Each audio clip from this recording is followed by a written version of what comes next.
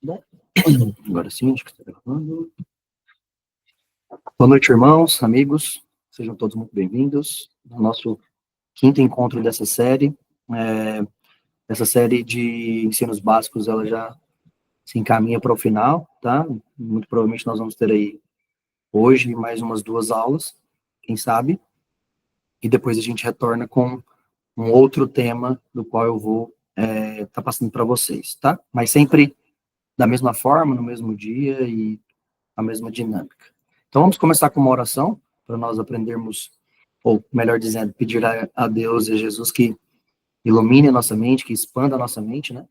Para que a gente possa conseguir compreender bem aquilo que Ele tem para nos ensinar, acerca da Sua palavra, e para que nós possamos crescer em estatura espiritual, principalmente aqui no dia de hoje. Então, eu te convido a orar e vamos fazer essa oração em nome de Jesus, para depois nós começarmos, amém? Jesus, nós te amamos, Senhor. Obrigado, Jesus, pelo teu amor. Obrigado, Senhor Deus, por ter nos dado teu filho, Pai. Obrigado, Jesus, por ter morrido por nós, por ter se entregado, Jesus, naquela cruz, derramado o teu sangue em nosso favor. Obrigado pelo teu amor, obrigado pela tua graça, obrigado pela tua misericórdia, Senhor. Grande é o Senhor, grande é o teu nome. E o que eu te peço, Senhor Deus, nessa noite, neste momento agora, neste tempo que o Senhor tem reservado para nós, é que o Senhor possa iluminar a nossa mente através do teu Espírito. Nós possamos, Senhor Deus, enxergar atrás das letras da tua palavra, Senhor, a tua palavra revelada. Em nome de Jesus, Pai, expanda a nossa mente, Senhor Deus, nesta noite, para que nós venhamos compreender, Senhor Deus, as revelações da tua palavra. Te amamos, Jesus. Te amamos, te amamos, te amamos e te louvamos. Amém. Eu vou projetar aqui minha tela com material. Só um minuto.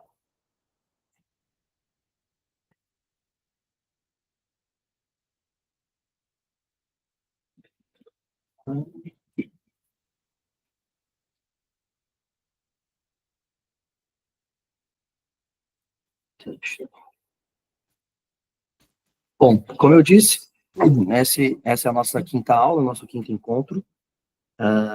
Igualmente na aula passada, eu queria pedir a todos vocês, e posso virar um costume também, né?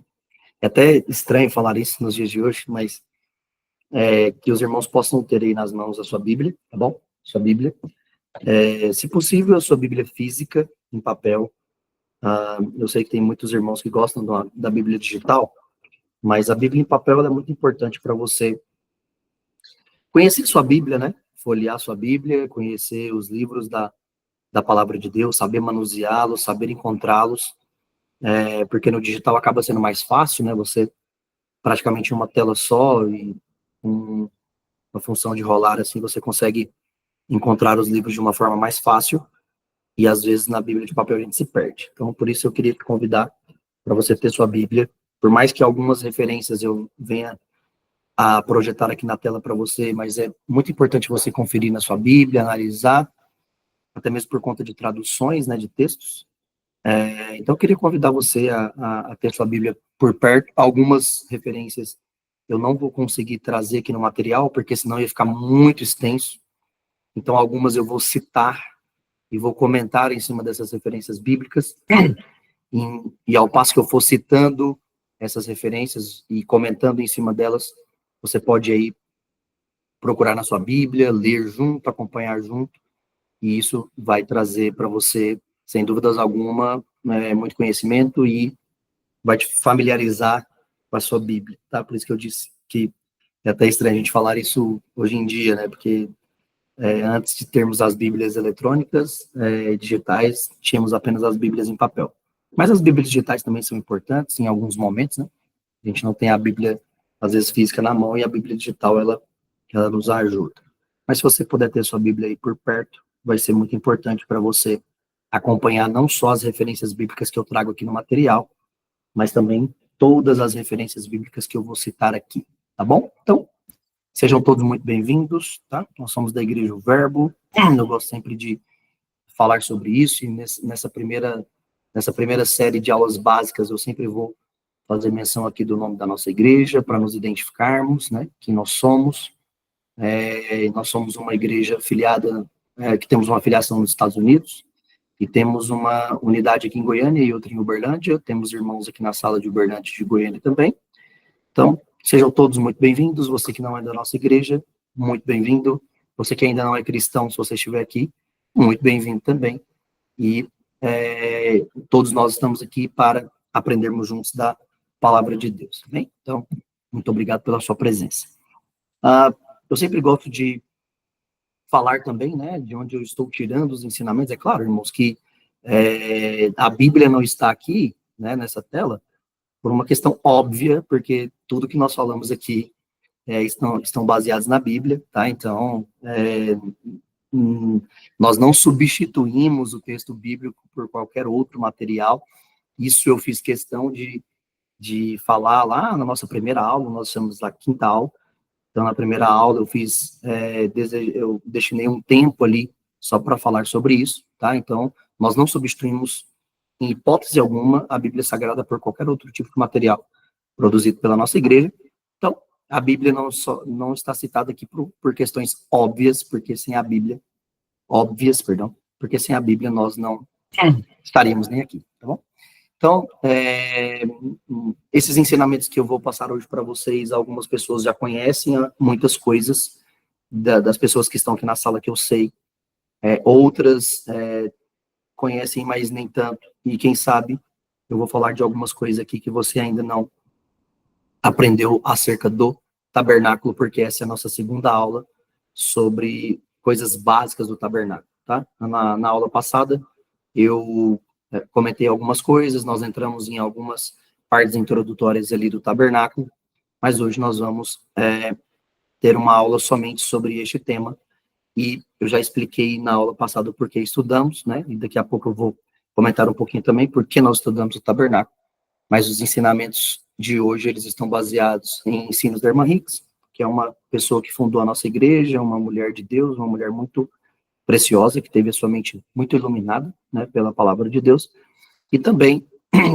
por um livro da nossa igreja que chama Preciosa Joia do Tabernáculo, que, de fato, quem teve a oportunidade de ler esse livro, ou quem está tendo a oportunidade de acompanhar as escolas bíblicas dominical da nossa igreja, nós estamos dedicados a aprender desse livro já há quase 4 anos, desde 2022, então, 3 para 4 anos ali, e, de fato, o título desse livro, ele fala muito sobre ele, né? De fato, é uma joia preciosa mesmo, que nós encontramos revelações acerca da essência, da natureza de Jesus, do caráter de Jesus, através do tabernáculo, e hoje eu vou falar muito sobre isso, aonde nós encontramos muitas características, natureza, essência de Cristo, estudando o tabernáculo mosaico, e daqui a pouco eu vou explicar o porquê, para quem sabe não estava na aula passada, e quem não assistiu a aula passada,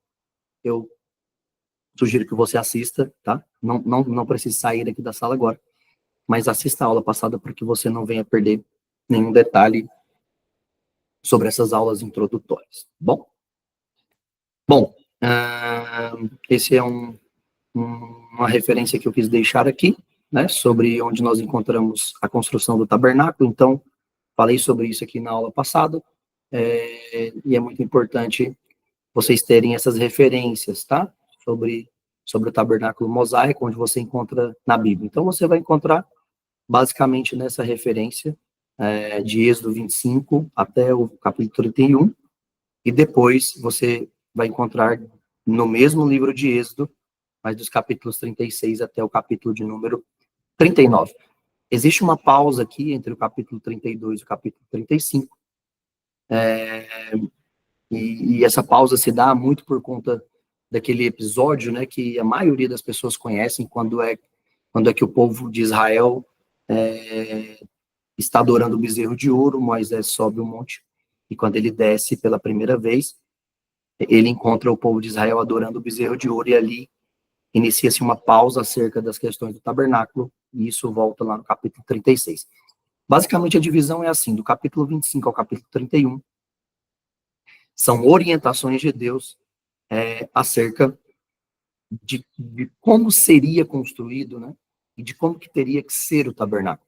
E do capítulo 36 ao capítulo 39, é a execução, é a construção, de fato, daquilo que foi orientado dos capítulos 25 a 31, tá? E no capítulo 40, esse capítulo está aqui hoje no material, é o dia que o tabernáculo foi construído, porque ele foi montado, literalmente 100% em um único dia.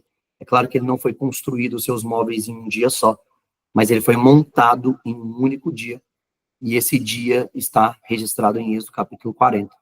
E o capítulo 40 está um pouco mais à frente, para nós estudarmos ele hoje, porque existem diversos princípios espirituais nessa referência bíblica para nos ajudar, né?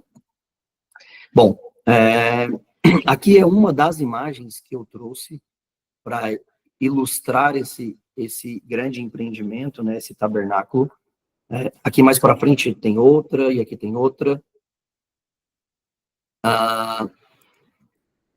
E eu trouxe essas três, perdão, essas três imagens.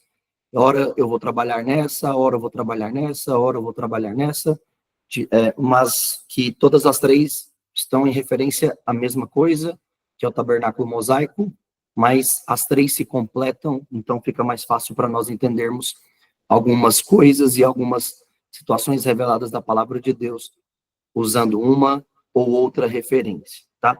Então, a primeira coisa que eu queria mostrar para vocês,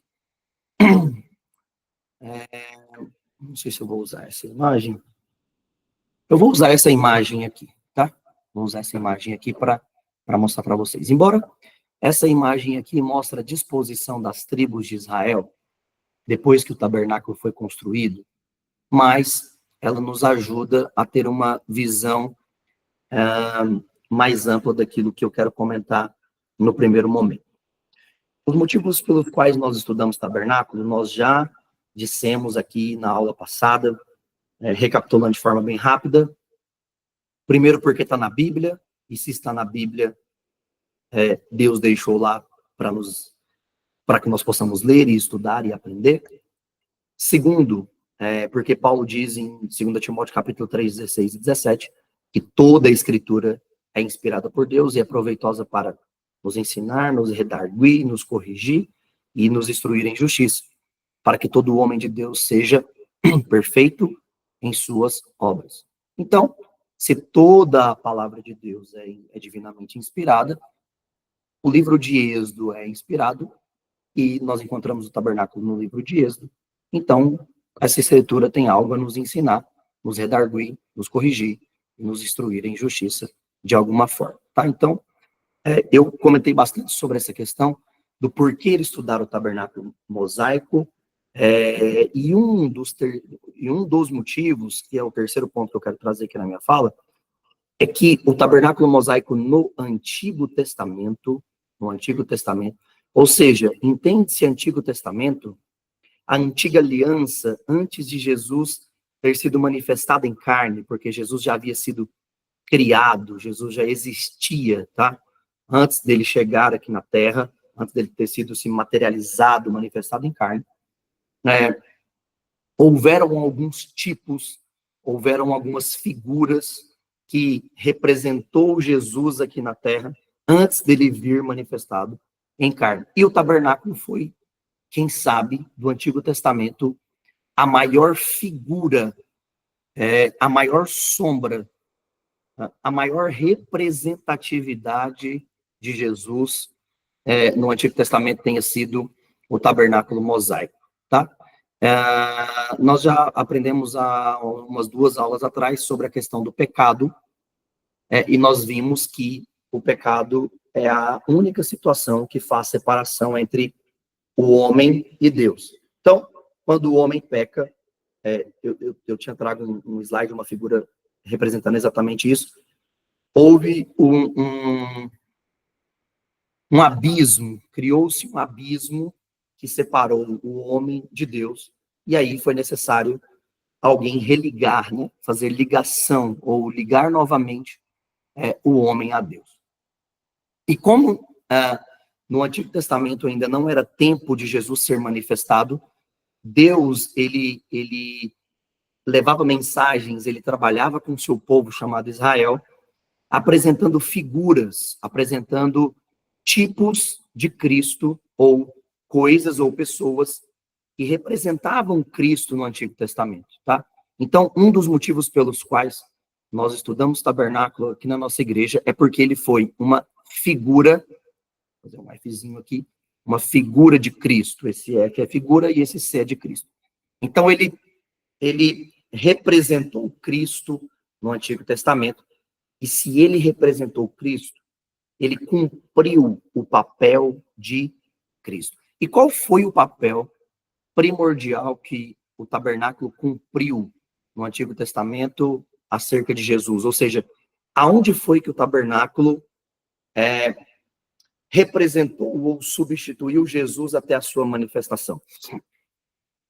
Exatamente no caminho que foi criado.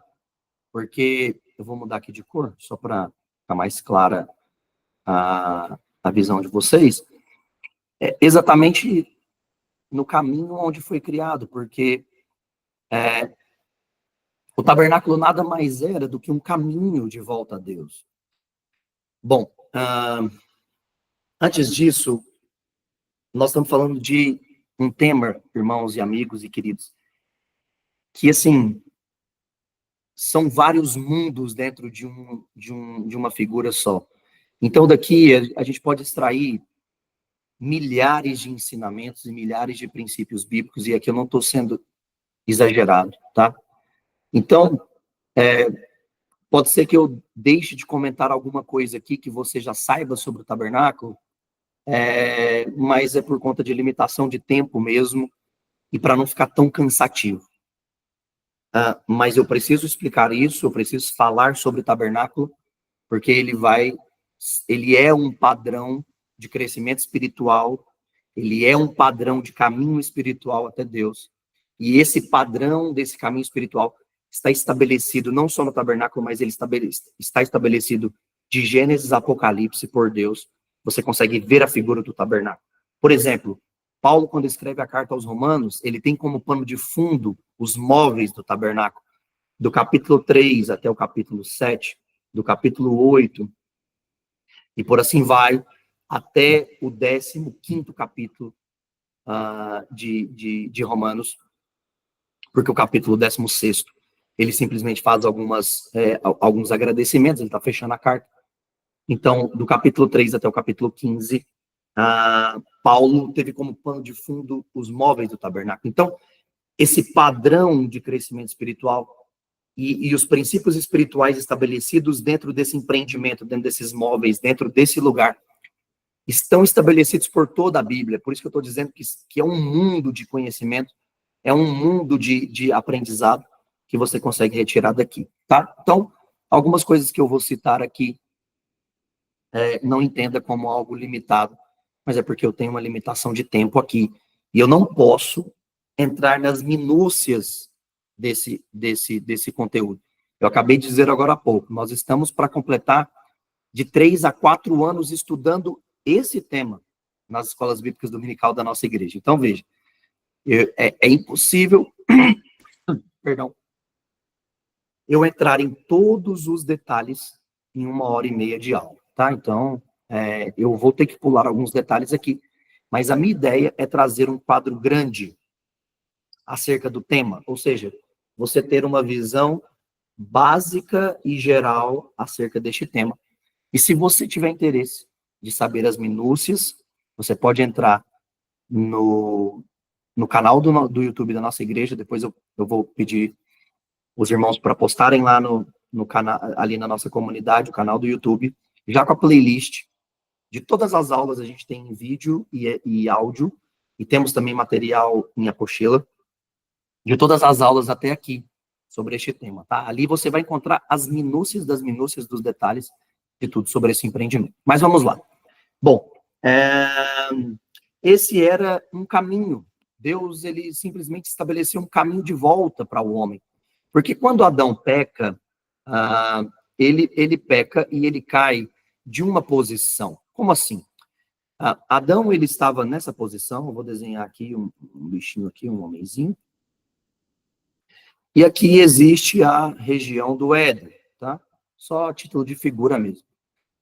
Ah, e aqui ele foi colocado neste lugar, ele foi colocado nessa posição, nós já vimos isso há algumas aulas atrás, mas quando ele peca, ah, o que acontece com ele é uma queda. Até existe algumas bíblias que traz, em Gênesis capítulo 3, a queda do homem, né? E de fato o que aconteceu com ele mesmo foi a queda de uma posição elevada e exaltada que ele tinha, tá? Que era a região do Éden, o jardim das delícias de Deus que Deus havia plantado. E agora, expulso desse lugar, expulso do Éden, numa situação de queda, caído, ele encontra-se fora da. Deixa eu só. Ele se encontra fora da presença de Deus, tá? Fora das delícias de Deus.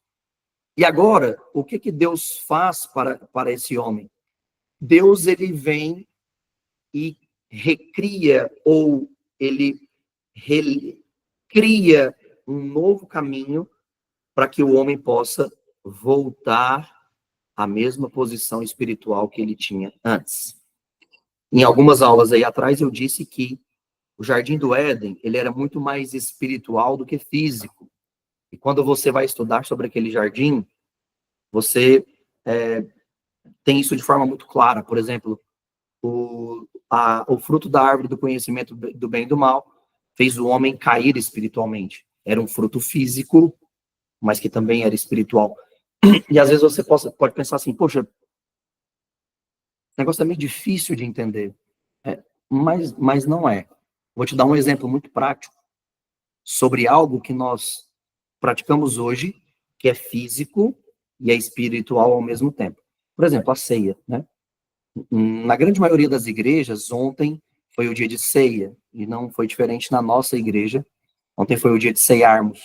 Então, quando nós tomamos do pão, ou melhor, comemos do pão e tomamos do cálice, nós estamos comendo e bebendo de algo físico, mas que é espiritual ao mesmo tempo.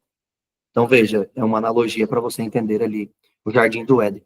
Então, o homem agora, caído, Deus precisa recriar um caminho ou religá-lo a Deus, tá?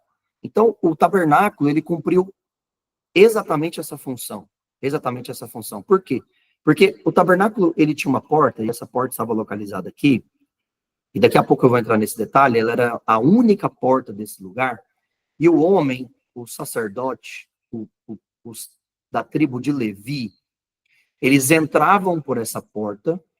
Bem, na verdade, o átrio aqui, ele poderia ser acessado por todas as pessoas, porque a Bíblia diz que para fazer o sacrifício, os homens entravam aqui, colocavam as suas mãos sobre a cabeça do cordeiro, né, ou do animal que seria morto, e ali espiritualmente os pecados daquele homem eram transferidos para o animal, por isso que o animal morria, derramava o sangue e havia o perdão de pecado para a vida daquele homem, daquela pessoa.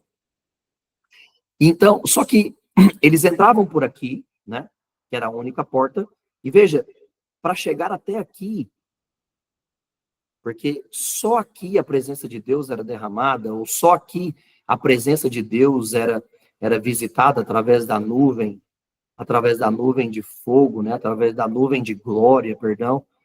Deus descia aqui, ou seja, a presença de Deus só estava aqui. Esse homem, ele precisava entrar por essa porta e caminhar até chegar aqui. Claro que no Antigo Testamento só o sumo sacerdote tinha acesso a esse lugar que era chamado de lugar santíssimo, né? Mas veja, é um caminho de volta, porque a presença de Deus não estava aqui no lugar santo, e a presença de Deus muito menos estava aqui no átrio. Deus só se manifestava aqui no lugar santíssimo. Então, para o homem voltar à presença de Deus, ou para o homem se achegar de volta à presença e à glória de Deus, ele precisava abrir essa porta e pegar este caminho, esse retorno, esse regresso, até chegar aqui, que era a presença de Deus. Então, veja que, claramente, o tabernáculo, ele cumpre um propósito no Antigo Testamento, que é o propósito do caminho espiritual. Ele cumpre um papel, ele cumpre esse propósito de estabelecimento de caminho espiritual do homem, porque o homem entrava por aqui, até chegar de volta à presença de Deus, porque a presença de Deus era manifestada somente aqui, nesse lugar que nós conhecemos como lugar santíssimo. E, veja, como eu já disse em outros momentos, os móveis do tabernáculo fazem uma forma de cruz, é só você pegar aqui e aqui. Então, eles entravam e caminhavam por um caminho de cruz para voltar até Deus. Jesus, depois de milhares de anos, né, Jesus vem, e aí já não existe mais o porquê de ter não existe mais um motivo pelo qual ter ainda, ou manter-se tabernáculo, imóveis de tabernáculo, porque Jesus já veio, né, e ele vem e se estabelece também como caminho de volta. Daqui a pouco eu vou entrar nesse item, tá? Mas ele se estabelece também como o caminho de volta até Deus. Ele mesmo disse, eu sou o caminho, a verdade e a vida, aquele que entra, aquele que vem, né? Aquele que me pega como caminho, chega de volta até o Pai, né? Chega de volta até Deus. Então veja que o mesmo princípio espiritual estabelecido aqui no tabernáculo, ou cumprido pelo tabernáculo, foi se manifestado na pessoa de Jesus, foi se manifestado em Cristo Jesus, porque hoje nós não precisamos mais pegar um caminho de móveis, porque nós temos o próprio Cristo, né? Nós temos o próprio Jesus. Mas no tempo do Antigo Testamento, eles não tinham Jesus, eles não tinham Jesus manifestado.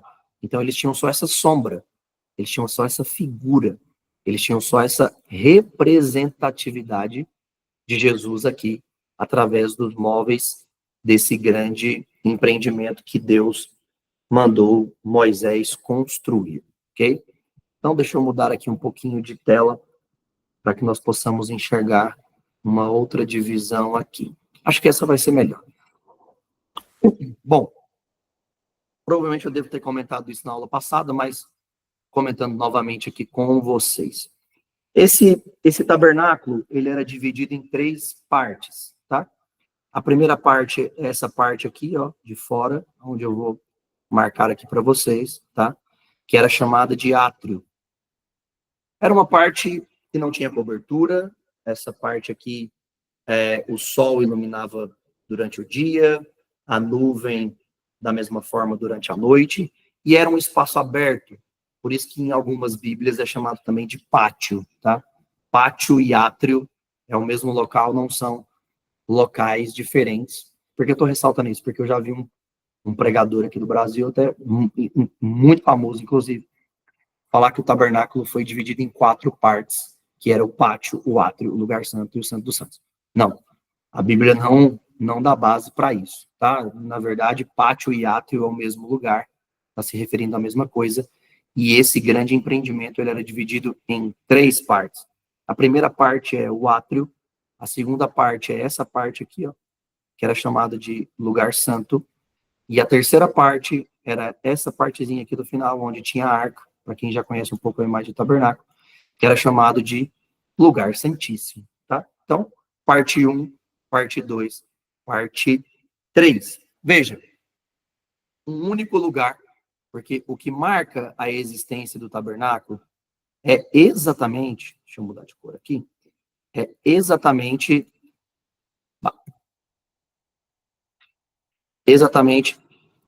essa demarcação aqui, ó, de fora. Então, é um único local. Imagina como se fosse o lote da nossa casa murado, né? Então, é mais ou menos essa a impressão. Essa cerca, ela passava, né? E ela delimitava ali a área desse tabernáculo. Então, era um tabernáculo dividido em 3 partes.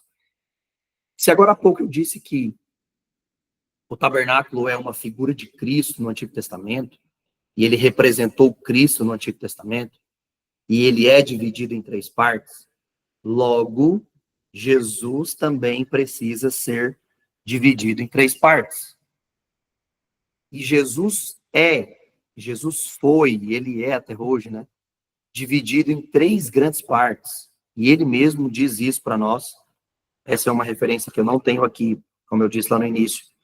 São milhares de referências. Milhares não, mas são muitas referências que eu preciso trabalhar com vocês. Mas é o texto do Evangelho de João.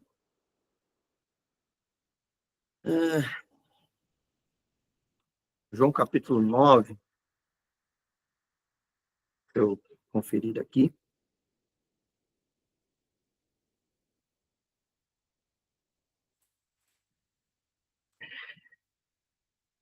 É o texto de João, quando Jesus diz: eu sou o caminho, a verdade e a vida. Tá? Essa é a referência. Deixa eu ver se eu anotei ela aqui. Não. Essa é a referência que mostra quando Jesus também é dividido em 3 partes. Eu tenho essa referência anotada aqui na minha Bíblia. Daqui a pouco eu vou chegar nela. Encontrei. João capítulo 14, versículo 6.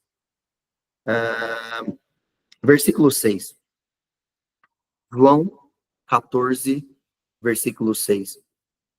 Assegurou-lhes Jesus: eu sou caminho, ou o caminho, ou seja, ele é o único caminho, a verdade e a vida. Então veja que Jesus também foi dividido em 3 partes. E é ele mesmo que está dizendo: eu sou o caminho, a verdade e a vida. Veja que tem conexão, tudo se conecta. Um dia eu aprendi de um pastor, quem é da nossa igreja vai conhecer bem ele se chama Carlos Stahl. Ele é um pastor da Guatemala, que eu tenho um respeito e uma admiração muito grande, e é muito conhecedor da Bíblia. E um dia ele me disse, na primeira vez que eu estive na Guatemala, que faz uns anos, ele me disse assim: Kelvin, na verdade ele disse para mim, para o meu pai e para minha mãe, naquela oportunidade estávamos nós 3, e ele disse assim: Kelvin, a Bíblia é um grande quebra-cabeças. A grande sacada de entendê-la é saber juntar as peças. Para formar os quadros que a Bíblia, de ensino que a Bíblia nos mostra, você precisa saber juntar as peças desse grande quebra-cabeças. Porque a grande sacada de um quebra-cabeças é você juntar as peças, né? Então veja que a Bíblia, ela se conecta aos textos, eles se completam. Então, no Antigo Testamento, se o tabernáculo foi uma figura de Jesus, se ele foi uma imagem de Jesus, se ele foi uma sombra de Jesus, uma representatividade de Jesus, e ele era dividido em 3 partes, nós precisamos encontrar Jesus também sendo dividido em 3 partes. E é exatamente aqui que nós encontramos o próprio Jesus dizendo que ele está dividido em 3 partes. Ele é o caminho, a verdade e a vida. Olha que coisa interessante.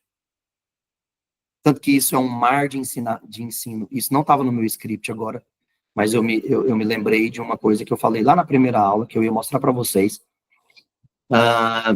E eu vou usar essa imagem. Usar essa imagem para ensinar vocês isso. Quando Jesus diz: eu sou o caminho, a verdade e a vida, ele está dando ele está cumprindo, ou ele está cumprindo, é a melhor palavra a ser usada aqui. Ele está cumprindo exatamente o que o tabernáculo cumpriu no Antigo Testamento, ou seja, um caminho de volta a Deus. E veja que lá nos primeiros ensinos eu disse para vocês que a Bíblia diz claramente sobre o homem estar num ponto A e é necessário ele chegar a um ponto B, que está em perfeita conexão do que eu estou ensinando hoje. Ou seja, o homem ser religado a Deus novamente e pegar um caminho espiritual a Deus novamente, porque o pecado fez com que ele caísse da posição onde ele estava. E veja que esse texto, Jesus diz assim, ó: assegurou-lhe Jesus: eu sou o caminho, a verdade e a vida. Ninguém vem ao Pai senão por mim. Ou seja, ninguém volta ao Pai, ninguém vem ao Pai, se não me pegar como estrada, se não me pegar como caminho. Veja que nós conseguimos compreender este texto através do tabernáculo, porque Deus estava aqui e o homem estava aqui, expulso da presença de Deus. Amém? O homem estava expulso aqui da presença de Deus. Aí vem Jesus e diz, olha, eu sou o caminho, a verdade e a vida. Ninguém vem ao Pai, ou seja, você está num ponto A e você precisa chegar a um ponto B. A palavra vem no grego é odos. Odos, se escreve assim com H. Odos. Para quem gosta de estudar no dicionário Strong, o código do dicionário Strong para essa palavra... Perdão. Estou falando coisa errada aqui. Peraí. Deixa eu apagar isso aqui, estou falando coisa errada. A palavra vem, do grego, é Ershomai. Ershomai. Escrever aqui esse negocinho aqui não é fácil. Ershomai. E o código Strong dessa palavra, se você estuda pela referência Strong, é G2064. Para quem não conhece o dicionário Strong, é uma concordância bíblica. Você consegue baixar aí o aplicativo. Strong se escreve assim, ó. Strong de forte em inglês, tá? Strong se escreve assim. Através dessa concordância, ela te abre mundos de entendimento e conhecimento da Bíblia, porque todas as palavras são codificadas. Então você consegue ver, por esse código, aonde essa mesma palavra foi aplicada em outros textos. E assim você tem uma compreensão melhor da palavra de Deus. Você cumpre um requisito, principalmente da hermenêutica, né? Para quem é teólogo aí, não sei se tem alguém que cursou teologia ou está no curso de teologia. O princípio básico da hermenêutica é você interpretar a Bíblia através da própria Bíblia. E a concordância Strong, ela vai te ajudar perfeitamente nisso, com excelência. Justamente por isso. Porque ela codifica as palavras e ela te mostra, ela te ajuda a fazer um raio de onde essa palavra foi utilizada em toda a Bíblia, tá? Você consegue traçar essa palavra, onde ela foi utilizada, e aí você consegue interpretar a Bíblia através da própria Bíblia, ou seja, entender um texto aqui, desse contexto, dessa palavra que foi utilizada em outro lugar. E o significado dessa palavra, Orchamai, é vir de um lugar para outro.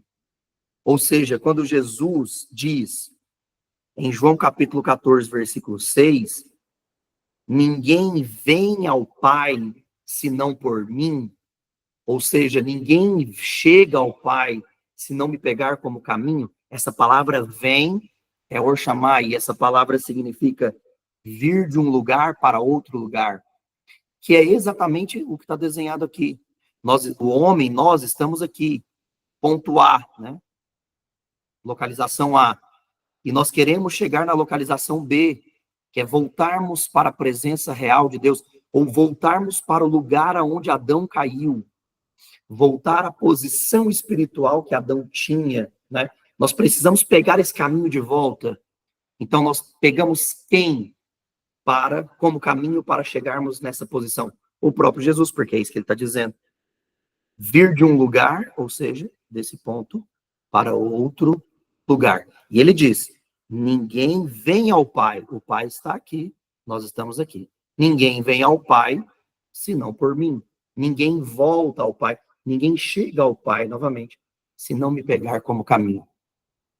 Se não me pegar como estrada, tá? Então, esse é um dos ensinamentos, ou um dos princípios que o tabernáculo nos dá, assim, com grande clareza, acerca da pessoa de Jesus, acerca da pessoa de Cristo, tá?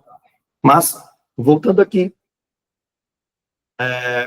o ponto 2 aqui, são 14 pontos que eu quero estabelecer com vocês hoje. Mostrei para vocês que o tabernáculo é dividido em 3, e Jesus também é dividido em 3. Bom, os móveis do tabernáculo, deixa eu pegar essa imagem que vai ser melhor, tá? Esse tabernáculo, ele tinha 7 móveis no seu total, e o número 7, para quem conhece aí de numerologia bíblica, nós estamos falando aqui de numerologia bíblica numa tranquilidade muito grande, aqui não há nada de de cabala ou cabalá. Depois, se você não sabe o que é isso, dá um Google aí, você vai entender. A nossa igreja não ensina cabala ou cabalá, tá? Nós não somos centrados nisso. Mas fato é que Deus fala também através de números. E existe mensagens de Deus através dos números, e é por isso que os números estão na Bíblia. Como, por exemplo, o homem foi criado no 6º dia. Então, biblicamente falando, o número 6 fala sobre o homem. A Terra, ela tem 4 grandes pontos cardeais. A Terra foi dividida em 4 direções. Existem 4 pontos da Terra. Então, logo, o número 4 está ligado à Terra. O número 10, por exemplo, está ligado com a lei de Deus, por conta dos 10 mandamentos. O número 12, que é um número que nós vamos falar aqui hoje, daqui a pouco, está ligado a governo, tá? O número 12 está ligado a governo. Então, o número 13 é o número da noiva de Cristo, por exemplo. Não o número da igreja, mas o número da noiva de Cristo, porque existe uma diferença entre a noiva e a igreja, tá? E o tabernáculo ensina isso também. Então, o número 13 é o número da noiva. O número 3 é o número da divina trindade, ou da divindade, da Santa Trindade, vamos dizer assim. O Deus Pai, o Deus Filho, o Deus Espírito Santo. O número 2 é o número da unidade, da união, porque é onde a 2 é mais forte do que somente quando tem 1. Então, essas coisas nós vamos aprendendo quando nós vamos estudando acerca dos números da Bíblia. E nós aprendemos que o número 7, isso, até para quem não é cristão, aprende isso, né? Que o número 7 está ligado à perfeição. Então, o número 7, existem 7 maravilhas do mundo, existem 7 dias da semana, uma semana perfeita. Em questão de dias, né? Em questão de números. E existem tantas outras coisas com o número 7, tá? Porque o número 7 fala de perfeição. Então, o tabernáculo era composto por 7 móveis no seu total e 7 experiências. Daqui a pouco eu vou entrar, não de forma detalhada, mas de forma mais geral, para você ter um quadro grande do que é o tabernáculo. Em cada experiência dessa que nós alcançamos nesse caminho espiritual. Porque se ele é um caminho espiritual, ele tem que nos ensinar princípios espirituais. Então, quais são os 7 móveis? Esse é um móvel, altar de bronze. Este é o segundo móvel, lavacro ou pia ou bacia. Esse é o terceiro móvel, o altar de ouro. Esse é o quarto móvel, candelabro. A mesa é o quinto móvel. E aqui nós temos 2 móveis. Aqui nós temos a tampa do propiciatório, porque ela foi segregada, quando ela foi criada, quando ela foi montada, Deus estabeleceu um texto específico para a tampa do propiciatório, né? Ou tampo da misericórdia em algumas Bíblias. E esse é o 6º. E o 7º móvel é, a Arca da Aliança. Então, 7 móveis que nos ensinam bastante e nos apresentam aí 7 experiências, e daqui a pouco nós vamos entrar aí nessa experiência. 7 móveis, caminho perfeito, porque se esse é um caminho de volta a Deus, então tem que ter o número 7, porque é um caminho de perfeição, um caminho perfeito até Deus. E se são móveis que apresentam experiências espirituais para nós, também é uma experiência perfeita, tá? Daqui a pouco eu vou entrar em cada experiência aí de cada móvel. Bom, esse tabernáculo, ele tinha, voltando aqui, esse tabernáculo, ele tinha 2 portas e um véu, tá? Aqui nós temos uma porta, aqui nós temos 2 portas, a segunda porta, e aqui nós temos o véu. O único momento que a Bíblia fala sobre véu é aqui, que separava o lugar santo do lugar santíssimo. Esses 2 aqui, tanto esse da entrada, que era a única porta que tinha acesso, que os homens tinham acesso a esse empreendimento, a Bíblia trata como porta. E esse aqui, a Bíblia vai chamar sobre a porta da tenda do encontro. Porque o que a Bíblia chama de tenda do encontro é toda essa partezinha aqui, tá? Toda essa partezinha que a Bíblia chama sobre tenda do encontro, e aqui era a única não, perdão. Aqui era a porta da tenda do encontro, a porta que separava o átrio do lugar santo, era chamada de segunda porta, e esse aqui no fundo, deixa eu apagar aqui, esse aqui no fundo era o véu que separava o lugar santo do lugar santíssimo, tá? Bom, o tabernáculo tinha sua porta principal voltada para leste. Isso aqui nos ensina muito, irmãos. Isso aqui é um ensinamento gigante, assim. Essa porta aqui era voltada para a direção leste, ó.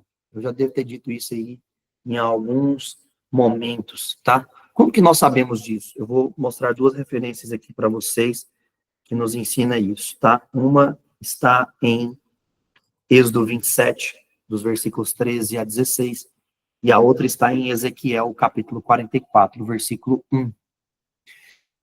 No capítulo 40 do livro de Êxodo, quando os móveis vão começar a serem colocados, a serem dispostos ali, Deus começa colocando a Arca da Aliança, e daqui a pouco eu vou explicar o porquê Deus começa pela Arca da Aliança, e porquê ele não começa pelo altar de bronze, tá? E a partir da Arca da Aliança, da posição da Arca da Aliança, ele começa a dar as direções geográficas pelas quais cada móvel deveria estar. Então, posicionada a Arca da Aliança, se você ler Êxodo 40, você vai ver que ao norte dessa arca, Deus mandou colocar a mesa dos pães. Então, se eu estou nessa posição, o norte está para cá. Aqui é norte. E lá em Êxodo 40, você vai ver também que Deus mandou colocar ao sul da arca o candelabro. Então, se essa arca está aqui, o sul está para cá. Logo, a Bíblia diz que o altar de bronze deveria ficar à entrada da tenda do encontro, a entrada do grande átrio, ou a entrada do átrio. Então, se a entrada do átrio, conforme Êxodo 27, do 13 a 16, e Ezequiel 44, versículo 1, estava para leste, logo, essa arca estava para oeste. Porque nós só temos 4 direções geográficas: norte, sul, leste e oeste, tá? Então, deixa eu mostrar isso para vocês antes de comentar isso aqui. Se você puder abrir sua Bíblia comigo, eu vou a Êxodo capítulo 27, versículos 13 até o versículo de número 16.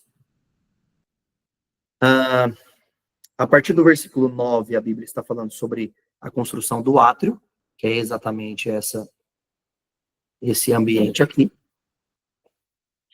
E a partir do versículo 13, no versículo 9 ele fala sobre o lado sul, no versículo 11 ele fala sobre o lado norte, no versículo 12 ele fala sobre o lado oeste, e no versículo 13 ele vai abrir o lado leste. Veja o que a Bíblia diz, Êxodo 27, capítulo 27, versículos 13 a 16. O lado oriental, ou seja, que dá para o nascente do sol, para leste, todo mundo sabe que o sol nasce aqui. Então, aqui nós temos a figurinha do sol nascendo. Todo mundo sabe disso. Que o sol nasce para leste. Então, o lado oriental, que dá para o nascente do sol, lado leste, igualmente terá 22 metros e meio de largura. E Deus não deixou para falar sobre o lado leste à toa, por último, tá, irmãos? O lado leste foi colocado por último de forma proposital, porque logo depois agora ele vai falar sobre a entrada do tabernáculo. Então, a entrada do tabernáculo está conectada com o lado leste, porque logo depois, primeiro ele fala do sul, depois ele fala do norte, depois ele fala do oeste, e quando ele fala do leste, ele começa a falar sobre a entrada. Então aqui, por inferência, nós entendemos que a parte o lado de entrada, a porta de entrada está virada para leste, e isso nós podemos confirmar em Ezequiel 44, versículo 1, daqui a pouco. Terá 22 metros e meio de largura. Versículo 14. Haverá as cortinas de 6 metros e 60 e 75 centímetros de comprimento para um lado da entrada, com 3 colunas e suas 3 bases. E as cortinas externas de 6 metros e 75 centímetros de comprimento do outro lado, também com 3 colunas e 3 bases. Versículo 16. Na entrada do átrio, ou seja, na porta de entrada, haverá uma cortina em forma de véu, de 9 metros de comprimento, de linho fino branco, trançado, de fios tecidos azul celeste, púrpura, escarlate e carmesim, obra de arte de bordador, com 4 colunas e 4 bases. Então aqui, nós vemos que a entrada do átrio, a entrada do tabernáculo, ela estava voltada para o lado oriental, para o lado do leste. Fique com o dedo aí no livro de Êxodo e vamos a Ezequiel. Profeta Ezequiel, capítulo 44, versículo 1. Embora aqui está falando sobre o templo de Salomão, em Ezequiel 44, todos nós sabemos, ou você que não sabe, o templo de Salomão simplesmente foi um tabernáculo em maior extensão, tá? Por exemplo, o tabernáculo mosaico tinha um candelabro. No templo de Salomão haviam 10 candelabros, tá? Então, o templo de Salomão nada mais é do que um tabernáculo gigante, tá? Formado da mesma forma, com os mesmos móveis e com as mesmas direções. Então, veja Ezequiel capítulo 44, versículo 1. Perdão.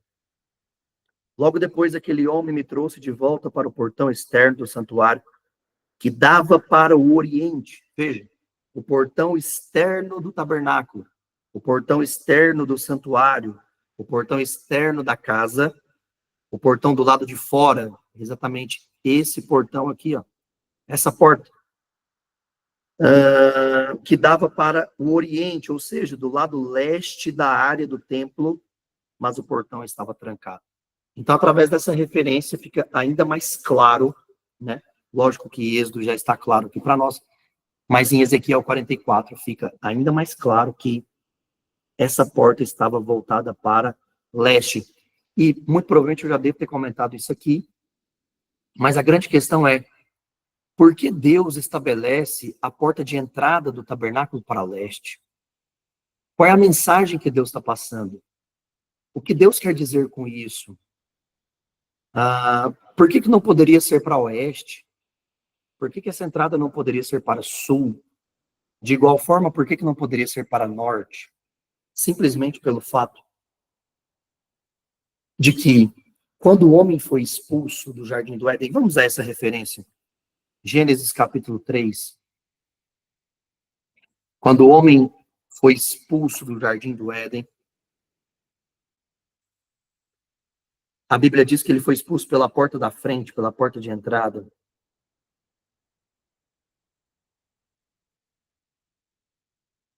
E nós vamos perceber que essa porta do Éden, que era a posição de estatura perfeita, espiritualmente falando, essa porta, essa única porta do jardim, estava para leste, e foi por essa direção que ele foi expulso. Vejam, Gênesis capítulo 3, versículo 22 até o versículo 24. Então declarou o Senhor: eis que agora o ser humano tornou-se como um de nós, conhecendo o bem e o mal.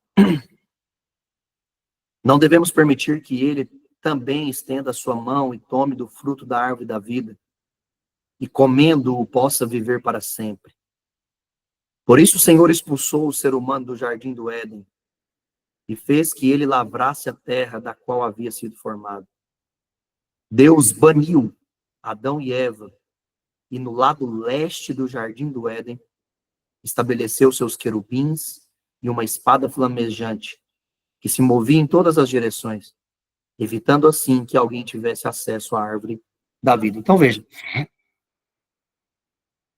a porta pela qual ele foi expulso, o lado pelo qual ele foi expulso, estava voltado para leste. E agora vem Deus recriando um caminho de volta do homem para a sua presença, porque a sua presença estava aqui no lugar santíssimo, o homem estava aqui fora. Veja, dá até para ver alguns homens, né, do lado de fora aqui do tabernáculo. E ele posiciona, Deus manda que Moisés posicione esse tabernáculo e a porta de entrada desse tabernáculo também para o lado leste. Ou seja, a mensagem que Deus está passando é: pela mesma direção que você foi expulso, é a mesma direção que você vai pegar de regresso para voltar até a minha presença. Pelo mesmo lado que eu te expulsei, é o mesmo lado que agora eu recrio um caminho para que você volte. Perdão. Para que você volte à posição que você tinha antes, ao estado que você tinha antes. Ou seja, o estado dentro da minha glória, dentro do meu nome, dentro das minhas delícias, dentro da minha presença. Acredito que ficou bem claro isso para os irmãos. Ponto 6 do tabernáculo que nos ensina. Vamos caminhando aqui para dar tempo hoje. Ponto 6. Já disse isso aqui, mas repetindo. O tabernáculo tinha apenas uma porta de entrada, e era essa porta aqui, que nós acabamos de ver que estava voltada para leste. E se o tabernáculo, ele é uma figura de Cristo, ele é uma figura de Jesus, e aqui nós estamos vendo que o tabernáculo tinha apenas uma porta. Jesus também falou sobre isso, e Jesus também disse isso. Se o tabernáculo é a representatividade de Jesus, e ele tinha apenas uma porta, nós também temos que encontrar Jesus falando sobre isso, nós também temos que encontrar uma porta em Jesus. Nós encontramos isso em João, capítulo 10, versículo 7. João, capítulo 10, versículo 7. Até o versículo de número 9. Vamos ler até o versículo de número 10, porque o versículo número 10 também revela uma questão interessante. Versículo 7. Sendo assim, Jesus lhes disse, de novo, em verdade eu vos asseguro, eu sou a porta das ovelhas. Jesus não disse que ele era as portas. Jesus disse que ele era a porta, uma única porta, ou seja, no singular. Versículo 8. Todos quantos vieram antes de mim, são ladrões e assaltantes, porém as ovelhas não os ouviram. Ou seja, ele está falando sobre os falsos mestres, sobre os falsos cristos, sobre aquelas pessoas que declararam ser Cristo antes de ele chegar. Versículo 9, Jesus diz, eu sou a porta e ponto final. Se a sua Bíblia não tem um ponto final depois disso, sua Bíblia está com um errinho aí de tradução ou até mesmo transliteração do texto, ou transcrição, melhor dizendo, do texto para a sua Bíblia, porque o correto é eu sou a porta e ponto final, tá?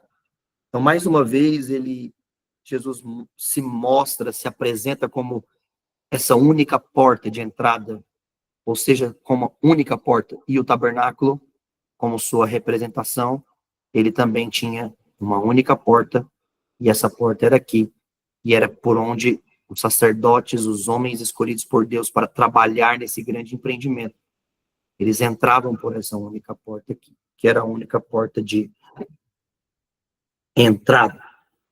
Falando ainda um pouco sobre a porta, essa porta, ela tinha 4 colunas. Deixa eu pintar aqui, escolher uma cor um pouco diferente. Essa porta, ela tinha 4 colunas, veja. 1, 2, 3, 4 colunas que mantinha essa porta visível, que mantinha essa porta manifestada, que mantinha essa porta visível para as pessoas e para os homens. Essas 4 colunas, elas estão reveladas no texto de Êxodo. Nós acabamos de ler, mas eu posso lê-lo novamente, sem problema algum. Isso está revelado no texto de Êxodo, capítulo 27, versículo de número 16. Nós lemos este texto agora há pouco. Êxodo 27, 16. Na entrada do átrio haverá uma cortina em forma de véu de 9 metros de comprimento, em linho fino branco, trançado de fios de tecido azul celeste, segunda cor, púrpura ou roxo, escarlate, e carmesim, 4 cores. Obra de arte de bordador, com 4 colunas. Então, veja, é o texto da palavra de Deus que diz que aqui, essa porta deveria ter 4 colunas. Não foi Moisés que escolheu, não foi a irmã Hicks que disse, não é a igreja da Christ Gospel International Inc., que fica nos Estados Unidos, não é a igreja O Verbo aqui no Brasil que ensina que o tabernáculo tinha 4 colunas. É a Bíblia que diz que essa porta de entrada do tabernáculo tinha 4 colunas. E essas 4 colunas representam ou apontam para os evangelhos que foram escritos através de Jesus, ou os evangelhos que foram escritos para contar a história de Jesus. Veja que coincidência, de novo, as peças do quebra-cabeça sendo formado. E com Deus não há destino, com Deus não há essa questão de coincidência, né? Eu acabei usando esse termo aqui agora há pouco, mas erroneamente.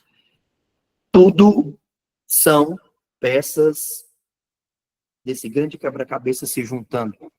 Se o tabernáculo tinha uma única porta, Jesus disse que ele é a porta. Se o tabernáculo tinha 4 colunas para manter essa porta visível, nós encontramos também Jesus se mantendo visível através de 4 evangelhos. Por que não 3 evangelhos? Poxa, indo de novo para um campo teológico. Por que não só os sinóticos, né? Por que não só Mateus, Marcos e Lucas, que são sinóticos, ou seja, são parecidos, são semelhantes, a palavra sinótico é parecido, semelhante. Por que não 5 evangelhos? Porque o número 5 fala da graça. Mas Jesus e Deus deixou com que na sua palavra fossem escritos 4 evangelhos acerca de Jesus. Porque Jesus precisa cumprir aquilo que a palavra de Deus falou sobre ele. E o tabernáculo falou sobre ele no Antigo Testamento. E agora, Jesus está mantido visível dentre 2000 anos através desses 4 evangelhos, principalmente, né? Porque muito provavelmente, o dia que você ouviu falar sobre Jesus, alguém pregou para você, se não usando somente o texto dos 4 evangelhos, em algum momento ele citou algum texto dos 4 evangelhos. Porque são essas 4 colunas, Mateus, Marcos, Lucas e João, são essas 4 colunas que mantêm essa porta Jesus visível, que mantém essa porta chamada Jesus visível para que o homem possa ver essa porta e entrar por essa porta. Por isso que estudar o tabernáculo é... Não sei se eu tenho um adjetivo aqui para dizer o que é. Mas é maravilhoso. Porque te ensina muitas coisas. Te mostra, te revela muitas coisas. O porquê das coisas, né? Então, veja, essa porta também tinha que ter 4 cores. E às vezes o branco, o linho fino branco, em algumas bíblias, essa palavra branco ela é suprimida. Mas veja que toda a extensão do tabernáculo tinha que ter sido branca, ó. E aqui, ó, por trás dessas cores, deixa eu apagar aqui para vocês verem de forma melhor. Por trás dessas cores, automaticamente tinha o branco, o linho fino branco estava aqui por trás. Eles usaram o linho fino branco como pano de fundo para bordar outras 3 cores. Então, branco, azul celeste, roxo ou púrpura escarlate, dependendo da sua tradução, e carmesim ou vermelho, né? Que a palavra carmesim aponta para a cor vermelha. Então, veja, 4 cores. 4 colunas que apontam para os 4 evangelhos. 4 cores que também apontam para os 4 evangelhos. O branco aponta para o evangelho de João, porque João diz... João? Não, vamos começar do começo de Mateus, que fica mais fácil. Mateus, Marcos, Lucas e João. Mateus está ligado à cor roxa, porque Mateus apresenta Jesus como rei. E a cor roxa sempre estava presente na cor das roupas da realeza. Se você assistir algum filme antigo que remonta tempos de realeza, você sempre vai ver alguma coisa na roupa dos reis em tonalidade roxa. Pode ser um lenço, pode ser apenas uma faixa, pode ser um pedaço de pano enrolado, mas você sempre vai ver o roxo na roupa da realeza. Por isso que uma das cores deveria ser a roxa. E está ligado com o livro de Mateus. O livro de Marcos apresenta Jesus como servo, como um boi que trabalha. Por isso que o estandarte de boi da tribo de Efraim está ligado com o livro de Mateus. E Jesus é aquele boi servo que trabalha. E a cor vermelha é essa cor muito ligada ao sofrimento, a cor do sangue, de derramamento de sangue, a cor daquele que trabalha.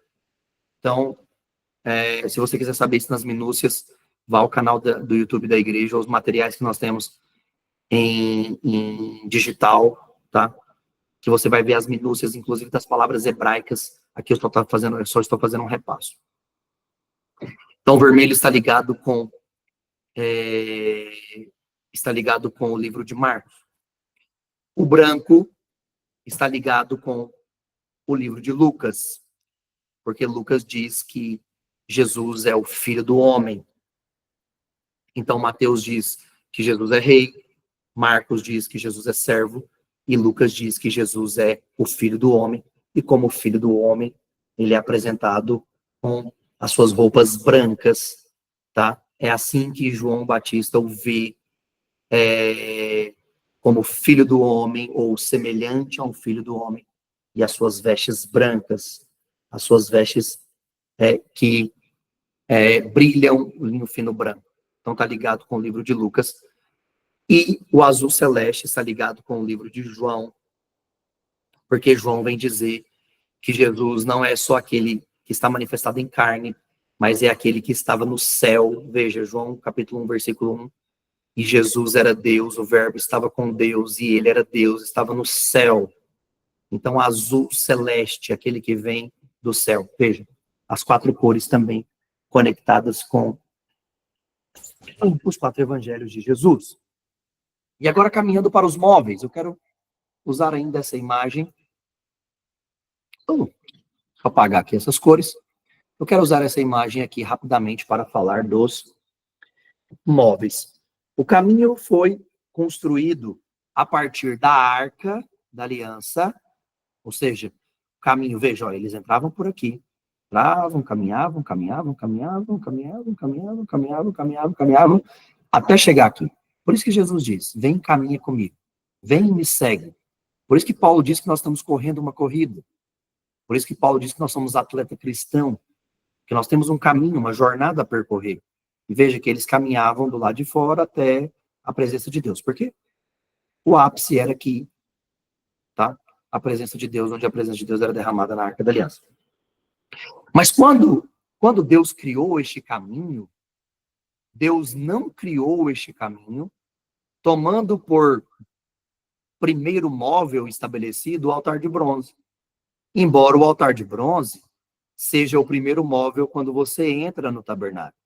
Quando Deus foi recriar este caminho de volta para o homem, aqui está o homem do lado de fora, vou pegar esses dois aqui como exemplo, né? O homem, e aqui está Deus, porque a presença de Deus só estava aqui. Quando Deus, lá em Êxodo 40, essa referência está aqui, e vai estar no material para vocês, eu não vou conseguir repassar, porque nós já estamos aqui com o prazo um pouquinho apertado, tá? Mas você vai ver que o primeiro móvel que foi transportado para dentro do tabernáculo, isso está em Êxodo 40, 21, foi exatamente a Arca da Aliança, e daí por diante vem a mesa, do lado norte, depois vem o candelabro, no lado sul, depois vem o altar de ouro, tá? No meio, entre os dois. Depois Deus mandou ele colocar o altar de bronze, que é o altar de holocaustos, à frente ou à entrada do tabernáculo. E o último móvel colocado foi a bacia, tá? Então veja que o caminho que Deus fez foi daqui para cá. E não daqui para lá. Até nisso Deus está passando uma mensagem. Ou seja, Deus, ele recria ou ele remonta esse caminho partindo do altar, partindo da Arca da Aliança para o altar de bronze, partindo desse ponto para a entrada, porque ele está passando a mensagem seguinte: se a minha presença está aqui, e se eu vou descer aqui, o caminho é reconstruído de mim para vocês. Porque vocês não conseguem recriar um caminho de vocês para mim. O homem, por si só, ele não consegue criar um caminho até Deus novamente, ou voltar para Deus. É impossível, o homem não consegue fazer isso. A única pessoa que consegue fazer isso é o próprio Deus. E isso está em conexão com 2 Coríntios capítulo 5, versículos 18 e 19. Quando a Bíblia diz que Deus estava reconciliando com Cristo, ou seja, recriando um caminho de volta do homem para ele, Deus estava reconciliando consigo mesmo o homem para ele, ou Deus estava reconciliando em Cristo o homem para ele. Vamos a essa referência, porque essa referência é muito preciosa. 2 Coríntios, capítulo 5, versículos 18 e 19. 2 Coríntios, capítulo 5, versículos 18 e 19. Tudo isso provém de Deus, que nos reconciliou consigo mesmo. Veja, Deus recriando o caminho, ó. Deus recriando cada móvel, Deus recriando o caminho, porque o homem precisava pegar esse caminho de volta. E olha o que o texto de 2 Coríntios diz: tudo isso provém de Deus, que nos reconciliou consigo mesmo. Deus está, claro que numa linguagem figurada, numa representatividade daquilo que Cristo seria, numa representatividade daquilo que Jesus seria, mas ele está reconciliando com ele mesmo os homens, ou seja, recriando o caminho de volta, reconciliou consigo mesmo por intermédio de Cristo. E é por isso que os móveis do tabernáculo fizeram um sinal de cruz, porque Jesus morreu na cruz e o tabernáculo representava Jesus. Então, reconciliou consigo mesmo por intermédio de Cristo e nos ortogou o ministério da reconciliação. Versículo 19. Pois Deus estava em Cristo reconciliando consigo mesmo o mundo, não levando em conta as transgressões dos seres humanos, e nos encarregou da mensagem da reconciliação. Ou seja, a mensagem do tabernáculo, nada mais, nada menos que é a mensagem da reconciliação de um Deus que está nessa posição e agora recria um caminho para um homem que está fora da sua presença. E que Deus é tão misericordioso, tão maravilhoso, que ele é capaz de recriar esse caminho, não sendo ele o culpado por destruir este caminho. Porque foi o homem que foi infiel, foi o homem que pecou, foi o homem que não andou na vontade de Deus. Isso nós já vimos aí há umas 2 aulas passadas. Deus deu ao homem a sua vontade. Deus deu ao homem o caminho que ele deveria seguir. E ele decidiu seguir a sua própria vontade e quebrou, destruiu o caminho que ele tinha, o acesso que ele tinha a Deus. E agora vem Deus, no Antigo Testamento, através do tabernáculo, e recria esse caminho através dos móveis, porque ele começa da arca para o altar de bronze e não o inverso. Amém? Então, esse é um grande ensinamento do tabernáculo. Agora, falando sobre os móveis de forma rápida. Altar de bronze, ele era feito de bronze. Os móveis feitos de bronze, altar de bronze e lavacro de bronze. Os móveis externos eram feitos de bronze. Os móveis internos, todos eles eram feitos de ouro. Candelabro de ouro, mesa de ouro, altar de ouro, tampa de ouro, arca de ouro.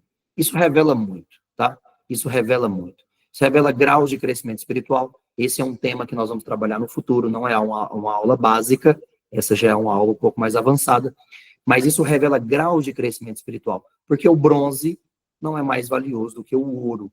Então, as obras de ouro Deus escondeu aqui dentro deste lugar, e creia nisso. Os tesouros de Cristo, ou os tesouros de Deus, melhor dizendo, Colossenses capítulo 2, versículo 3, salvo engano, mas está em Colossenses capítulo 2, os tesouros de Deus estão escondidos em Cristo. Então aqui Deus escondeu os tesouros de ouro e deixou do lado de fora para pegar sol e chuva e calor e lua e tudo mais, e sereno, os móveis de bronze, tá bom? Então, altar de ouro, altar de bronze, aqui eram feitos os sacrifícios, aqui os animais morriam, aqui o sangue era derramado. E pessoal, irmãos, somente aqui nesse móvel havia morte. Somente aqui nesse móvel havia derramamento de sangue. Porque conforme a lei de Deus, esse é um princípio de Deus estabelecido, para haver perdão de pecados e purificação de pecados, precisa haver morte, precisa haver derramamento de sangue. E Deus deu em primeiro lugar Jesus, o seu próprio filho, para morrer em nosso lugar, em sinal de amor, em sinal de extrema misericórdia. Ele não cobrou de nós os nossos filhos, ele deu o filho dele para morrer, para derramar o sangue do filho dele em nosso benefício, em nosso favor. Então, aqui era onde os animais morriam, porque os animais cumpriam uma figura de... Eles também cumpriam essa figura de Cristo, aquele que morreu, aquele que derramou o seu sangue, tá? Então, o sangue era derramado aqui e era guardado um pouquinho, não sei se vocês conseguem ver uma mancha aqui, ó. O sangue era guardado um pouco do sangue aqui, o resto era aspergido. Esse móvel, ele era composto por 4 chifres aqui, ó. Não sei se você vai conseguir ver esses 4 chifres aqui, tá? Aqui nós temos um chifre, 2, 3, 4 chifres, tá? Então, como era um altar de morte, representava a cruz, o lugar que Jesus morreu, derramou o seu sangue, esses 4 chifres, a palavra chifre ou chifre, está conectado com poder, porque chifre vem de poder. Veja que os animais que têm chifres nas suas cabeças, eles usam esses chifres com poder de defesa. Quando Samuel foi ungir reis, ele levou o óleo de unção dentro de um chifre, porque ali era a representatividade do poder daquele óleo de unção. Então, todas as vezes que você vê chifre na Bíblia, você tem que conectar com poder, porque chifre está conectado com poder. E nesse altar de morte, nesse altar de sangue, tinha 4 chifres. Remonta aos 4 propósitos pelo qual Jesus morreu por nós. Os 4 propósitos pelo qual Jesus morreu com grande poder por nós. O primeiro propósito é propiciação. Jesus morreu para fazer propiciação pelos nossos pecados. Está em 1 João, capítulo 2, versículo 2. Segundo propósito pelo qual Jesus morreu, substituição. Ele morreu na cruz para nos substituir. Aquele seria o nosso lugar. Está revelado em Colossenses, capítulo 2, versículo 14. Terceiro motivo pelo qual Jesus, ou terceiro propósito pelo qual Jesus morreu por nós, reconciliação. Ele morreu para que nós pudéssemos ser reconciliados com Deus, ou reconciliados de volta à presença de Deus. Isso está em Efésios, capítulo 2, versículo 13, e isso está também em 2 Coríntios, capítulo 5, versículos 18 e 19, que é os versículos que nós acabamos de ler. Em quarto lugar, quarto propósito, Jesus morreu em nosso resgate. Ele morreu para nos resgatar da morte eterna. E isso está revelado em um texto muito conhecido, que é o Evangelho de João, capítulo 3, versículo 16, que diz que Deus amou o mundo de tal maneira que deu o seu filho em resgate, que deu o seu filho, tá? Deus amou o mundo de tal maneira que deu o seu filho para que todo aquele que nele crê não pereça, mas tenha a vida eterna. Então, Deus deu o seu filho em resgate por nós. Nós estávamos aprisionados, nós estávamos acorrentados, nós estávamos sendo enganados pelo diabo em um mundo enganoso, estávamos aprisionados pelo diabo, e Deus deu o seu filho em resgate para morrer em nosso lugar e nos resgatou deste lugar. Então, esses formam os 4 propósitos pelos quais Jesus morreu por nós. Bom, eu disse lá no início, ou melhor, eu disse em algum momento aqui do estudo, que cada móvel apresentava, que havia 7 móveis e assim também haveria 7 experiências. Aqui nós temos 2 experiências, porque ao mesmo tempo que o sangue era derramado, havia também fogo nesse móvel, porque o único lugar que tinha fogo era nesse altar. É claro que havia incenso queimando aqui no altar de ouro, e havia incenso especial queimando no altar de ouro, e incenso puro queimando na mesa dos pães, mas esse fogo era acendido, ou esse incenso, melhor dizendo, era acendido pelas brasas de fogo desse altar. Só nesse altar tinha fogo. Então, veja, a oferta que também era queimada. E isso, como é um caminho espiritual, foi um caminho espiritual no Antigo Testamento, e até hoje, se essa palavra é inspirada por Deus, ela é inspirada para nos ensinar, nos redarguir e nos instruir em justiça. Esse texto também está nos ensinando um caminho espiritual.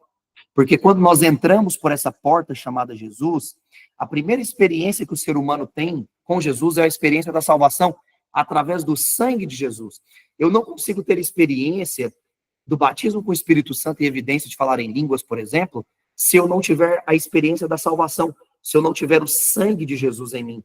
Por isso que o primeiro móvel era o altar de bronze, onde morria, onde tinha a experiência do sangue do animal aqui nesse primeiro altar.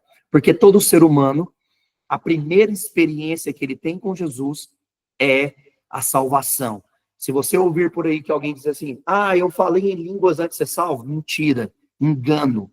Não há possibilidade de o Espírito de Deus descer sobre alguém, o poder dunamis de Deus, o poder, o maior, quem sabe o maior dos poderes de Deus, que é o poder dunamis que ele usou para revestir a igreja, naquele momento ali, naquele dia de Pentecostes. É impossível aquilo acontecer em alguém que não tenha a presença ou a marca do sangue de Jesus na sua vida, tá? Então, a primeira experiência que nós temos através dos móveis do tabernáculo são 7. É a experiência do sangue. Em segundo lugar, a experiência do fogo, porque a oferta também era queimada. E o fogo apresenta para nós exatamente a experiência do batismo com o Espírito Santo e fogo. Porque a Bíblia diz em Atos 2, que naquele dia, no dia de Pentecostes, no dia daquela festa, as pessoas foram revestidas do poder de Deus e viram sobre eles línguas repartidas como que de fogo. Então aqui no tabernáculo também tinha fogo, tinha sangue e tinha fogo, apontando para essa experiência espiritual. O batismo com o Espírito Santo e fogo. Se você ainda não é batizado com o Espírito Santo, com evidência de falar em línguas, porque você não vai ver no livro de Atos dos Apóstolos, ou depois do livro de Atos dos Apóstolos, você não vai ver em nenhum momento a figura ou o contexto do batismo com o Espírito Santo sem evidência de falar em línguas. Todas as vezes que o Espírito Santo foi derramado sobre alguém, que Deus revestiu alguém com seu poder através do Espírito Santo, essa pessoa falou em outras línguas. O que são outras línguas? Outros idiomas, dos quais eu não aprendi naturalmente, ou seja, o português nós falamos naturalmente, porque aprendemos o idioma natural, ou aprender um segundo idioma. Por exemplo, se você fala inglês, você aprendeu um segundo idioma. Então, falar em outras línguas é falar em uma língua não natural e não aprendida, tá? Então, esse é uma segunda experiência. Segundo móvel aqui, nós temos o lavacro ou a pia, que também era de bronze, tá? E os sacerdotes, quando eles entravam aqui, o primeiro lugar que eles tinham que ir era aqui, ó. O primeiro lugar que eles tinham que ir era na pia, no lavacro. Eles não vinham primeiro no altar de bronze. Eles não vinham trabalhar aqui, porque eles trabalhavam aqui dentro, tá, irmãos? Aqui era um lugar de serviço. Por isso que quando nós vamos ao templo, ao prédio da igreja, nós vamos a serviço. Nós vamos prestar um serviço de adoração ao Senhor. Era isso que eles faziam aqui dentro. Então, a primeira coisa que eles faziam era vir aqui, porque eles se lavavam. Não sei se você está conseguindo visualizar essa pessoa de branco aqui, ó, lavando as suas mãos. Se fosse a primeira vez que o sacerdote ou o levita entrasse aqui dentro, ele se banhava por completo. Ele se lavava da cabeça aos pés. Se não fosse a primeira vez, se fosse a segunda, terceira, quarta e por diante, ele lavava as suas mãos e lavava os seus pés. Essa é uma figura, ou essa é a experiência do batismo nas águas da natureza do nome de Jesus. Porque o batismo nas águas, ele tem que ser feito em nome de Jesus. Ok? O batismo nas águas, ele não é feito em nome do Pai, do Filho e do Espírito. Ele é feito em nome de Jesus. E essa é uma aula muito completa. E nós vamos ter ela aqui, nesse canal com vocês, tá? Não se assuste em relação a isso. Nós não somos uma igreja unicista, não cremos só em Jesus, cremos no Pai, cremos no Filho, cremos no Espírito Santo. Mas, biblicamente, incorreto é você batizar em nome do Pai, do Filho e do Espírito, tá? Correto espiritualmente e biblicamente é você batizar em nome de Jesus. E assim você encontra, tanto no livro de Atos dos Apóstolos, quanto no livro de Mateus, quando Jesus diz: e de fazer discípulos e batizai-os no nome, ele não diz nos nomes, no nome do Pai, do Filho e do Espírito. Pai não é nome, Filho não é nome, Espírito não é nome. Ali ele estava fazendo uma referência ao nome Jesus, porque foi este nome que Deus nos deu. Então, essa experiência é a experiência das águas, onde nós batizamos nas águas de morte e vida. Porque quando estamos para sermos batizados, estamos mortos, figurativamente. E quando entramos nas águas e saímos das águas, saímos com vida. Então, são águas de morte e vida, são águas da natureza, do nome de Jesus, porque somos batizados em nome de Jesus. E o segredo não está nas águas. Pode ser água do mar, pode ser água do rio, pode ser uma água da piscina, desde que seja por imersão, que você se batize por completo. Pode ser as águas que for. Pode ser água salobre, pode ser água até insalubre. Pode ser água contaminada, não tem problema. O segredo não está na água, o segredo está no nome pelo qual nós estamos batizando e pelo nome que está circuncidando o nosso coração. E esse é o nome de Jesus. Então, esse móvel está ligado à experiência do batismo nas águas. Quando eles entravam no tabernáculo, eles davam de cara com esse móvel, que é o altar de ouro. E o altar de ouro está ligado à oração, porque nesse altar queimava incenso especial. Não era um incenso puro. Nesse altar queimava um incenso especial. E esse incenso especial tinha 5 essências: bálsamo, ônica, gálbano, incenso puro e sal. 5 essências. O nome de Jesus é formado por 5 letras em hebraico. Por isso que esse incenso tinha 5 essências. Cada essência, o bálsamo, a ônica, o gálbano, o incenso especial e o sal, cada uma dessas essências apontam para uma característica ou uma essência ou uma natureza do próprio Jesus. E essas essências vocês vão encontrar em Êxodo, capítulo de número 30, dos versículos 34 até o versículo de número 38. Você vai encontrar esse incenso especial sendo formado por essas 5 essências. Então, esse incenso queimava.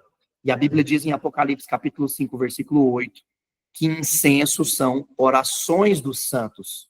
Então, veja, esse altar, ele apresenta a experiência da oração, o quarto de oração, a oração em nome de Jesus, a oração na natureza de Jesus, porque nome é natureza. A palavra Shem, em hebraico, quer dizer nome, e a palavra Shem significa reputação, natureza, representa caráter. Então, quando nós falamos de oração em nome de Jesus, nós estamos falando oração em nome da natureza de Jesus, ok? Por isso que eram 5 essências. Bom, aqui nós temos, do lado esquerdo, nós tínhamos o candelabro, e o candelabro ele era formado por 7 lâmpadas. Veja, número 7, iluminação perfeita. Esse lugar aqui era todo tampado, não tinha iluminação nenhuma. O único móvel que iluminava, ou a única iluminação que tinha aqui dentro, era através desse móvel. Esse móvel nos ensina demais. A palavra hebraica para candelabro é menorá. Isso você encontra facilmente na sua concordância Strong aí. É só você ir em Êxodo capítulo 25, versículo 31. Você vai encontrar a palavra menorá logo no início do versículo. Êxodo capítulo 25, versículo 31. Você vai encontrar a palavra menorá. E a palavra menorá tem uma raiz na palavra nir. E a palavra nir significa arar terra, arar campo, fazer sucos frescos. E suco não está ligado a suco de bebê. Suco fresco é sucos feitos no chão. Quando você ara a terra, rasga a terra, aquilo é um suco fresco, para que a semente seja plantada. Veja, a palavra candelabro tem raiz nisso. Então, candelabro está conectado com a palavra teórica, a Bíblia na sua teoria, quando nós aprendemos. Por isso que tinha iluminação, Porque o salmista diz, lâmpada para os meus pés, luz para o meu caminho é a tua palavra. Então, um móvel que iluminava 7 lâmpadas, 7 perfeição, iluminação, iluminação perfeita. Isso está conectado com a palavra de Deus, que tem iluminação para as nossas vidas de forma perfeita, que nos ilumina, que ilumina nossa mente, que nos faz andar, que ilumina o nosso caminho para que nós possamos andar. Então, o candelabro está conectado com a palavra na sua teoria. E o candelabro também revelava os 66 livros da Bíblia, né?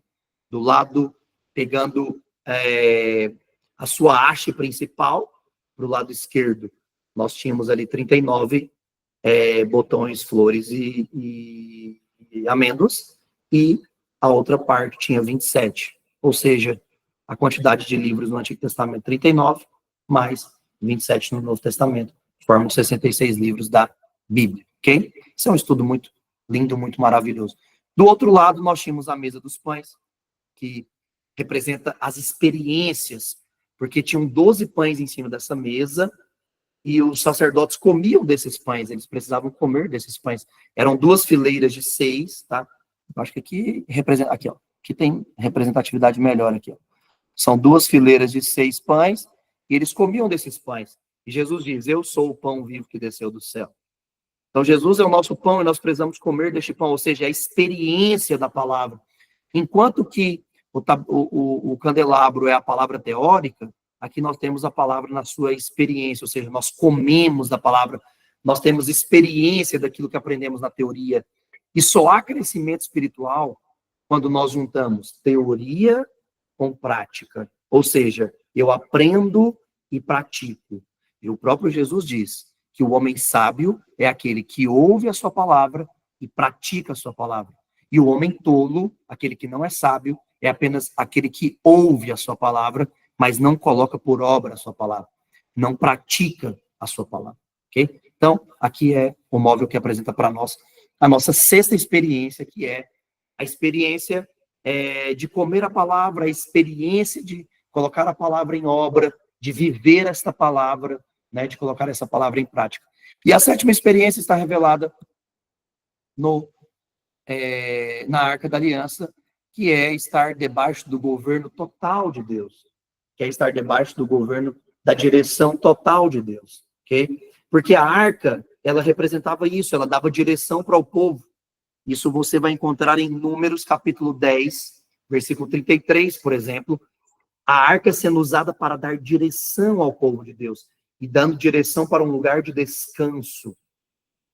Então, 7 móveis, 7 experiências, e a última experiência, nós estarmos debaixo do governo, da direção de Deus, é deixar Deus nos direcionar, é deixar Deus, de fato, ser o nosso cabeça, Jesus Cristo ser a nossa cabeça, e é por isso que naquela figura da estatura, a arca está posicionada exatamente na cabeça de Jesus, né? Como aquele que nos dá direção.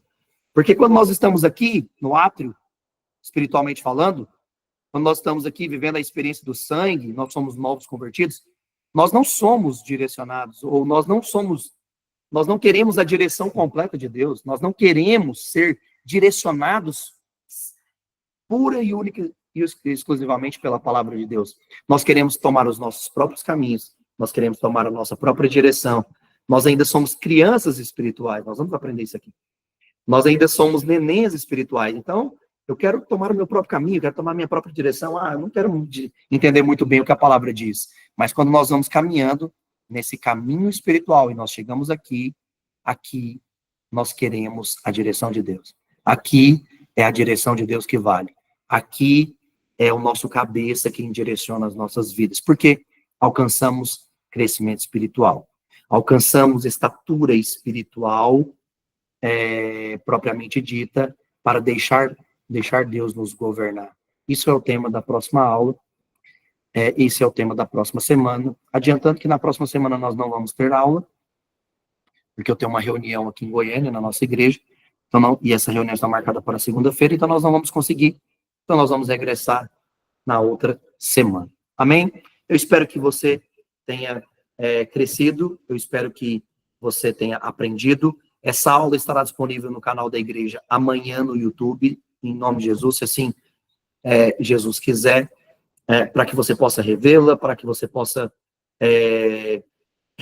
anotar aí alguma referência bíblica que você não tenha conseguido anotar, mas eu espero que você esteja crescendo, eu espero que você esteja amadurecendo, eu espero que a sua mente esteja expandindo e espero que você esteja sendo alimentado pela palavra de Deus aqui conosco. Amém? Então, como de sempre, de costume, vamos orar para nós encerrarmos.